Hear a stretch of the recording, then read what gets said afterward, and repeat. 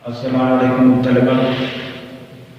Class 8 का आज lesson number 2 है, मुताला पाकिस्तान का। आज का हमारा टॉपिक है नजरिया की अहमियत। इंग्लिश में बोलेंगे सिग्निफिकेंस ऑफ आइडियोलॉजी। नजरिया की अहमियत के अंदर पहला पॉइंट है सोच की अक्कासी, रिफ्लेक्शन ऑफ थिंकिंग। नजरिया की तारीफ जो हमने पहला लेक्चर के अंदर उस पर गौर करें तो हमने पढ़ा ही था कि आइडियोलॉजी के अंदर पहला लफ्ज आइडिया है, थिंकिंग है।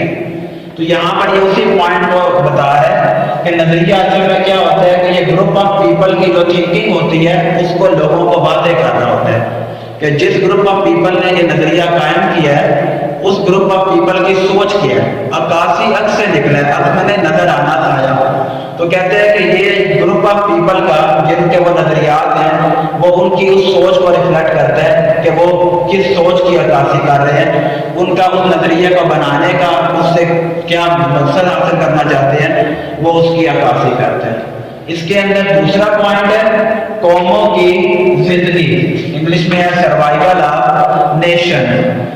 नजरिया कौमों के अंदर एक जिंदगी का काम करता है।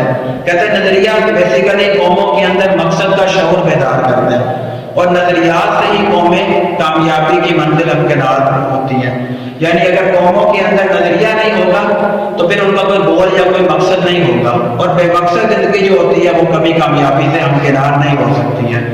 तो ये कौमों के अंदर बेसिकली उनके मकसद के हसूल के लिए एक मेन पिवट का काम करते हैं।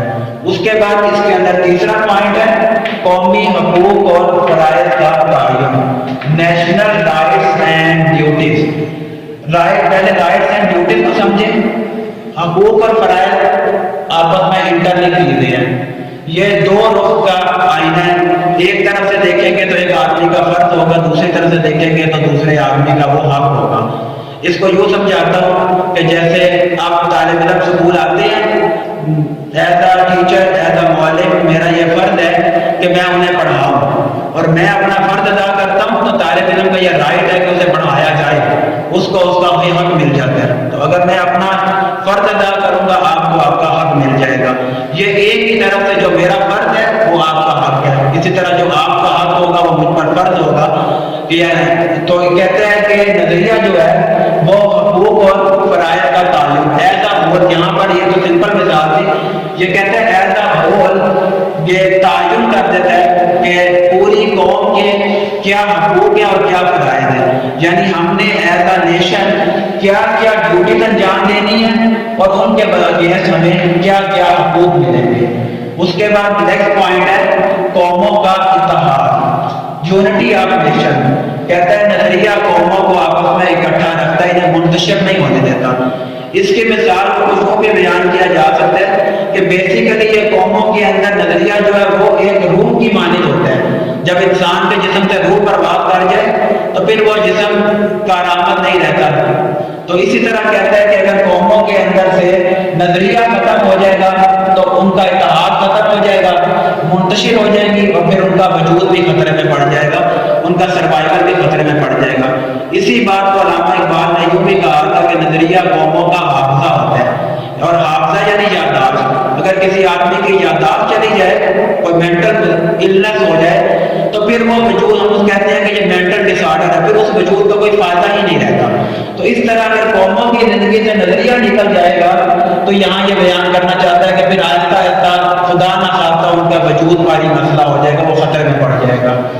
पांचवा पॉइंट है नजरिया के अंदर हौसला अफजाई, सोर्स ऑफ करेज। इसकी नजरिया की डेफिनेशन के अंदर हमने ये पढ़ा था कि नजरिया की तारीफ ये है कि ये ग्रुप ऑफ पीपल का, लोगों का एक ग्रोह का एक नजरिया होता है जिसके जरिए वो सियासी, माशरती और तहजीबी मसाइल का हल करते हैं।